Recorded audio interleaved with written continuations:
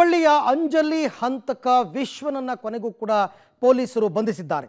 ಪ್ರೀತಿಸಿದ ಆಕೆಯನ್ನೇ ಕೊಂದಿದ್ದು ಯಾಕೆ ಈತ ಅಂತಕ್ಕಂಥ ಒಂದು ಪ್ರಶ್ನೆ, ಜೊತೆಗೆ ಪೊಲೀಸರ ಮುಂದೆ ಈತ ಕೊಟ್ಟ ಹೇಳಿಕೆಗಳೇನು ಅಂತ.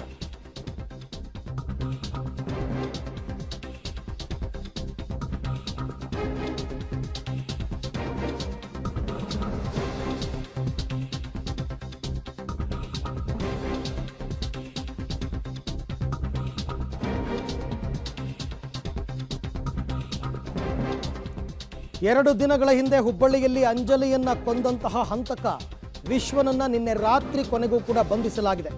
ಪ್ರೀತಿಸಿದಾಕೆಯನ್ನೇ ಆತ ಯಾಕೆ ಕೊಂದ ಅಂತಕ್ಕಂಥದ್ದು ಪ್ರಶ್ನೆ. ಹಾಗಾದರೆ ಪೊಲೀಸರ ವಿಚಾರಣೆಯ ಮುಂದೆ ಆತ ಬಾಯ್ಬಿಟ್ಟಿದ್ದೇನು? Mysuru to Hubballi murder mystery ಇದು. ಪಬ್ಲಿಕ್ ಟಿವಿಯಲ್ಲಿ ಈ ಕುರಿತಂತೆ ಎಕ್ಸ್ಕ್ಲೂಸಿವ್ ಮಾಹಿತಿಯನ್ನು ನಿಮಗೆ ಕೊಡ್ತಾ ಹೋಗ್ತೀನಿ. ಸೊ 2 ದಿನಗಳು ಒಟ್ಟು 8 ತಂಡಗಳನ್ನು ಪೊಲೀಸರು ರಚನೆ ಮಾಡಿದ್ರು ಈ ಹಂತಕನ ಬಂಧನಕ್ಕೋಸ್ಕರ. ಈತ ಸಿಕ್ಕಿಬಿದ್ದಿದ್ದು ಕೂಡ ಒಂದು ರೀತಿಯಲ್ಲಿ ಬಹಳ ಆಶ್ಚರ್ಯಕರ ರೀತಿಯಲ್ಲಿ ಈತ ಸಿಕ್ಕಿಬಿದ್ದಿದ್ದು. 8 ತಂಡಗಳನ್ನು ಮಾಡಿ ಬೇರೆ ಬೇರೆ ಭಾಗಕ್ಕೆ ಕಳಿಸಿದ್ರು ಪೊಲೀಸ್ ತಂಡಗಳನ್ನು ಈತನನ್ನು ಬಂಧಿಸಿದಕ್ಕೋಸ್ಕರ. ಯಾರಿಗೂ ಸಿಗದ ಈತ ಕೊನೆಗೆ ಹುಬ್ಬಳ್ಳಿಯ ಸುತ್ತಮುತ್ತ ಅಂದರೆ ದಾವಣಗೆರೆಯಲ್ಲೇ ಸಿಕ್ಕಿ ಬೀಳ್ತಾನೆ. ಇಷ್ಟಕ್ಕೂ ಈತ ಏನು ಕೆಲಸ ಮಾಡ್ತಾ ಇದ್ದ? ತಾನು ಪ್ರೀತಿ ಮಾಡ್ತಾ ಇದ್ದ ಹುಡುಗಿಯನ್ನೇ ಈತ ಕೊಂದದ್ದು ಯಾಕೆ? ಇದಕ್ಕೋಸ್ಕರ ಅವನು ಏನು ತಯಾರಿಯನ್ನು ಮಾಡಿಕೊಂಡಿದ್ದ? ಇದೆಲ್ಲವೂ ಕೂಡ ಈ ಪ್ರಶ್ನೆಗಳಿಗೆ ಉತ್ತರ ಒಂದೊಂದಾಗೆ ಸಿಗಬೇಕಾಗ್ತಾ ಹೋಗುತ್ತೆ. ಸೊ ಏನದು Mysuru to Hubballi murder mystery ಅಂತ ನೋಡೋಣ. ಅಂಜಲಿಯ ಹಂತಕ ವಿಶ್ವ ಮೈಸೂರಿನಲ್ಲಿ ಕೆಲಸ ಮಾಡ್ಕೊಂಡಿದ್ದಂತೆ. ಈತ ಮೂಲತಃ ಅಲ್ಲಿ ಅವನೇ ಆದರೂ ಕೂಡ ಮೈಸೂರಿನಲ್ಲಿ ಕೆಲಸ ಸಿಕ್ಕಿತ್ತು. ಮೈಸೂರಿನಲ್ಲಿ ಕೆಲಸಕ್ಕಿದ್ದ. ಮೈಸೂರಿನ ಮಹಾರಾಜ ಹೋಟೆಲ್ನಲ್ಲಿ ಈತ ಕೆಲಸ ಮಾಡ್ತಾ ಇದ್ದ. ಹೋಟೆಲ್ನಲ್ಲಿ ಏನೋ ಒಂದು ಕೆಲಸ, ಆ ಕೆಲಸವನ್ನು ಮಾಡ್ಕೊಂಡಿದ್ದ. ಅಂಜಲಿ ಹಾಗೂ ಆರೋಪಿ ಇಬ್ಬರು ಕೂಡ ಪರಸ್ಪರ ಪ್ರೀತಿ ಮಾಡ್ತಾ ಇದ್ರು ಅಂತಕ್ಕಂಥ ಮಾಹಿತಿ ಇದೆ. ಅಂಜಲಿ ಹುಬ್ಬಳ್ಳಿ ಆಕೆ ಜೊತೆಗೆ ಈತ ಇಬ್ಬರು ಕೂಡ ಪರಸ್ಪರ ಪ್ರೀತಿ ಮಾಡ್ತಾ ಇದ್ರು.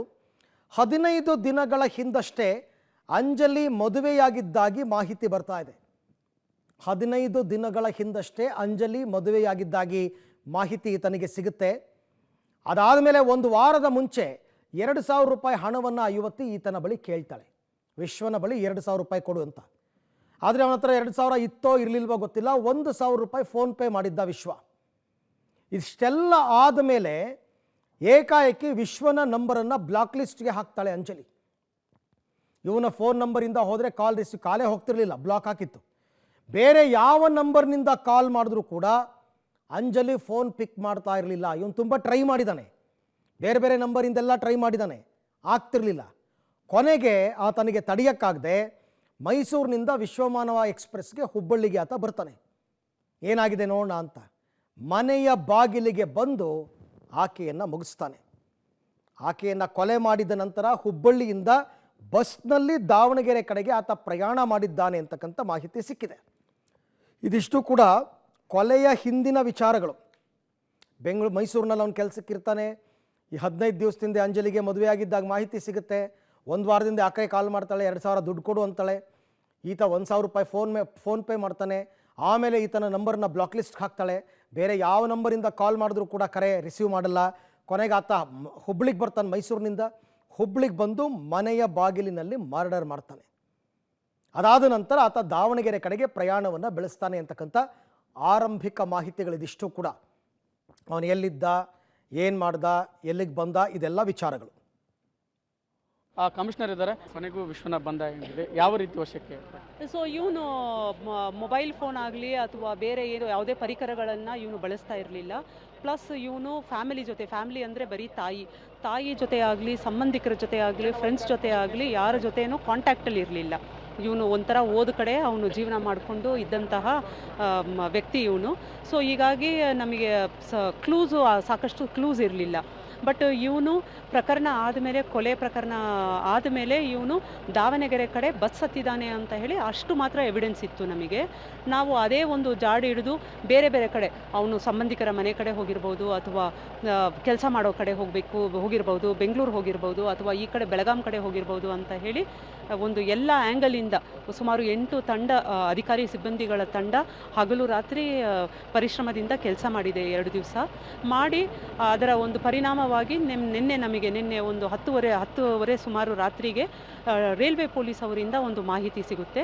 ಅವರ ಮಾಹಿತಿ ಮತ್ತು ಅವರ ಕೋಆಪರೇಷನ್ ಮೇರೆಗೆ ನಮ್ಮ ಟೀಮ್ ಸ್ಥಳಕ್ಕೆ ಧಾವಿಸಿ ಇವನ್ನ ಐಡೆಂಟಿಫೈ ಮಾಡ್ತಾರೆ, ಇವನು ನಮ್ಮ ಪ್ರಕರಣದ ಆರೋಪಿ ಅಂತ ಹೇಳಿ ಐಡೆಂಟಿಫೈ ಮಾಡಿದ ಮೇಲೆ ಇಮಿಡಿಯೇಟ್ ಅವನ್ನ ವಶಕ್ಕೆ ತಗೊಂಡಿದ್ದೀವಿ. ಬಟ್ ಅವನಿಗೆ ಮುಖಕ್ಕೆ ತಲೆಗೆ ತೀವ್ರ ಗಾಯ ಆಗಿರೋದ್ರಿಂದ ಈ ರಿಕ್ವೈರ್ಸ್ ಟ್ರೌಮಾ ಕೇರ್ ಅಂತ ಹೇಳಿ ಸದ್ಯ ಕಿಮ್ಸ್ ಹುಬ್ಳಿಯಲ್ಲಿ ಅವನಿಗೆ ದಾಖಲು ಮಾಡಿ ಡಾಕ್ಟರ್ಸು ಅವನಿಗೆ ಟ್ರೀಟ್ಮೆಂಟ್ ಕೊಡ್ತಾ ಇದ್ದಾರೆ. ಅವರ ಗ್ರೀನ್ ಸಿಗ್ನಲ್ ಸಿಕ್ಕ ಮೇಲೆ ನಾವು ಅವನ್ನ ಪೊಲೀಸ್ ಕಸ್ಟಡಿಗೆ ತಗೊಂಡು ಮುಂದಿನ ತನಿಖೆಯನ್ನು ನಡೆಸ್ತೀವಿ. ತಾವು ಭೇಟಿ ಆದ್ರಿ, ಪರಿಸ್ಥಿತಿ ಯಾವುದಿದೆ, ಎಷ್ಟು ದಿನ ಚಿಕಿತ್ಸೆ ಸಿಗಬಹುದು ಮತ್ತು ರಿಕವರಿ ಆಗೋ ಅದು ನಮ್ಮ ಕಂಟ್ರೋಲಲ್ಲಿಲ್ಲ. ಅದು ಡಾಕ್ಟರ್ಸು ಕಿಮ್ಸ್ ಆಸ್ಪತ್ರೆ ಡಾಕ್ಟರ್ಸು ಅವರ ಬೆಸ್ಟ್ ಟ್ರೀಟ್ಮೆಂಟ್ನ ಅವರು ಕೊಡ್ತಾ ಇದ್ದಾರೆ. ಅವರು ಗ್ರೀನ್ ಸಿಗ್ನಲ್ ಕೊಟ್ಟ ಮೇಲೆ ನಾವು ಕೋರ್ಟ್ಗೆ ಪ್ರೊಡ್ಯೂಸ್ ಮಾಡಿ ಆಮೇಲೆ ಅವನ್ನ ನಾವು ತನಿಖೆಗೆ ಅಂತ ಹೇಳಿ ತಗೋತೀವಿ, ಪೊಲೀಸ್ ಕಸ್ಟಡಿ ತಗೋತೀವಿ. ಓಕೆ, ಇದೊಂದು ಪೊಲೀಸ್ ಕಮಿಷನರ್ ಮಾತುಗಳು. ಕ್ಯಾಮರಾಮನ್ ನಾರಾಯಣಗೌಡ ಜೊತೆ ಸುನಿಲ್ ಪಾಟೀಲ್, ಪಲ್ವಿ ಟಿವಿ, ಹುಬ್ಬಳ್ಳಿ. ಅಂಜಲಿಯನ್ನು ಕೊಂದಂತಹ ವಿಶ್ವ ಸೆರೆ ಸಿಕ್ಕಿದ್ದು ಹೇಗೆ ಅನ್ನೋದಕ್ಕೆ ಸಂಬಂಧಪಟ್ಟಂತೆ ಪೊಲೀಸ್ ಅಧಿಕಾರಿ ಹೇಳ್ತಾ ಇದ್ರು, ವಿಚಾರಗಳನ್ನ ಹೇಳ್ತಾ ಇದ್ರು ಯಾವ ರೀತಿ ಆಯಿತು ಅಂತ. ಬಟ್ 8 ತಂಡಗಳನ್ನ ರಚನೆ ಮಾಡಿದ್ರು ಕೂಡ ಅವ್ರು ಯಾರ ಕೈಗೂ ಸಿಗದೇನೆ ರೈಲ್ವೆ ಪೊಲೀಸರ ಕೈಗೆ ಸಿಕ್ಕಿಬಿದ್ದಿದ್ದು ಹೇಗೆ? ಹುಬ್ಬಳ್ಳಿಯಲ್ಲಿ ಅಂಜಲಿಯನ್ನು ಕೊಂದ ವಿಶ್ವ ಸಿಕ್ಕಿಬಿದ್ದಿದ್ದೇ ರೋಚಕ.